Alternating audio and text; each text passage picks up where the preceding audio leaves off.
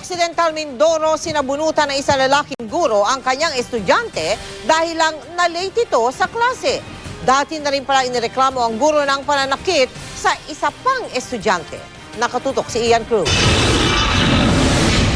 Sa videong ito na ipinadala sa U-Scoop ng GMA News, kitang-kita kung paano sabunutan ng lalaking guro ng isang paaralan sa Occidental Mindoro ang isa niyang estudyante. Kwento ng 16 na taong gulang na si Jane, di niya tunay na pangalan. Nagalit si Sir dahil na-late siya sa kanyang klase. Galing pa kasi siya sa pagpapapicture para sa kanilang graduation yearbook. Kakadating ko lang po nun, galing po sa library.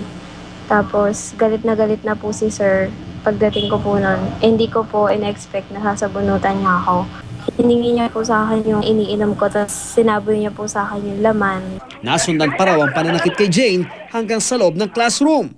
Yung test paper po na sasagutan ko, minudngod niya rin po sa akin yun. Kaklase daw ni Jane ang kumuha ng video gamit ang kanyang cellphone. Noong Marso pa raw nangyari ang insidente, pero hindi raw nagsumbong ang estudyante sa school administration o sa pulis dahil sa takot sa guro at dahil na rin graduating siya noon. Gusto ko po siyang ireklamo kasi natakot po ako noon. Kasi nga po teacher po siya, tapos student lang ako.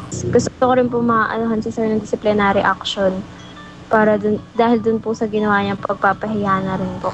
Mali din po yung ginawa niyang pagpapahiya sa akin.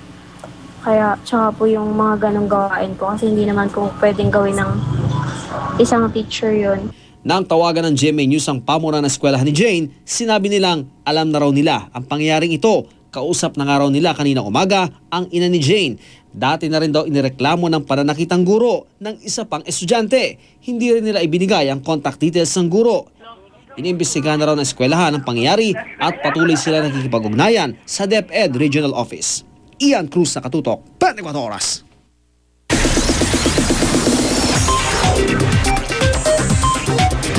Chika Minute! Nasorpresa si Sam Pinto nang siya uli ang mapili bilang sexiest Pinay ng isang men's magazine ngayong taon. Hindi rin naman nagpahuli sa paseksiyan si Jackie Rice na siya namang cover girl ngayon ng magazine. Makichika kay Aubrey Carampel.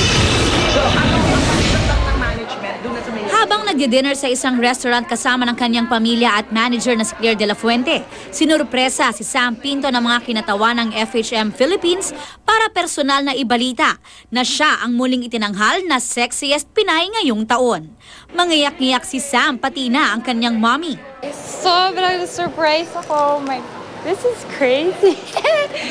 Oh my God! Super mixed feeling. Because akala ko July 1 pa i-announce. Si Sam din ang nanalo last year. Hindi nga raw niya akalain na siya na naman ang mananalo ngayong taon dahil hindi rin basta-basta ang mga nakalaban niya. I was really expecting it because ang daming taling lumalabas na ito number 1, ito number 1. So parang, oh my gosh. Pero parang deep inside I was saying, okay, I won't believe that. Ngayon pa lang daw ay sisimulan na ni Sam ang paghahanda para sa sexiest party ng magazine sa July 12. Hindi rin nagpahuli sa paseksihan ng bida ng GMA afternoon drama na Kasalanan Bang Ibigin Ka na si Jackie Rice. Na cover girl naman ang July issue ng FHM. Nasa top 7 si Jackie sa ranking ng FHM Sexiest ngayong 2012. First 7 ako, wow, happy ako doon. Sobrang happy ako doon. Magsa-celebrate tayo. Aubrey Carampel, updated showbiz happening. And that concludes our Thursday night chikahan. Tutok uli bukas for the hottest showbiz news. Dito lang sa Chika Minute. Ako po si Pia Guanyo. Mel, Mike? Salamat, Pia. Kinilala sa prestihiyosong US International Film and Video Festival ang ilang programa ng GMA at GMA News TV. At kabilang sa mga ginawaran ng Certificate for Creative Excellence, ang inyong pinagkakatiwalaang balitaan sa telebisyon, ang 24 oras. Nakatutok si Marie Sumali. Muli na namang pinarangalan ng ilang programa ng GMA Network sa prestihiyosong US International Film and Video Festival. Together again na nga po sina Lola Aurelia at Lolo Luis Matias. Wagi ang 24 oras na ginawaran ng Certificate for Creative Excellence para sa ginawa nitong istorya tungkol kay Lola Aurelia na matyagang hinanap ang kaniyang nawawalang asawa hanggang sa madamdaming tagpong reunion na magkabiyak. Maraming salamat po sa mga taong tumutulong sa akin. Hindi nila ako pinabayaan. Unang-una na ang Panginoong Diyos.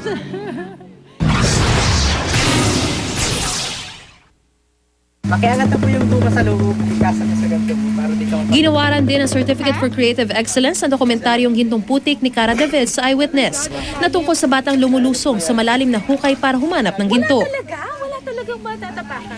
Wagi rin ang ilang programa ng GMA News TV. Pare-parehong nakakuha ng Certificate for Creative Excellence ang State of the Nation with Jessica Soho para sa coverage ng trahedya ni Sendong. Front Row para sa dokumentaryong Yaman sa Basura at Real Time para sa itinampok nitong Lusong. Ang mga karangalang ito patunay na world-class ang husay ng mga programa ng GMA News and Public Affairs. Mariz Umali, Nakatutok, 24 Oras. At yan po ang mga balitang aming tinutukan sa nakalipas sa 24 oras. Maraming salamat sa inyong pagtitiwala. Mula sa tahanan ng katotohanan, ako po si Mel Tiangco. Ako po si Mike Enriquez. Ito ang GMA. Walang kinikilingan, walang pinoprotektahan. Walang kasinungalingan, serbisyong totoo lamang. At dahil hindi natutulog ang balita, Nakatutok kami 24 oras.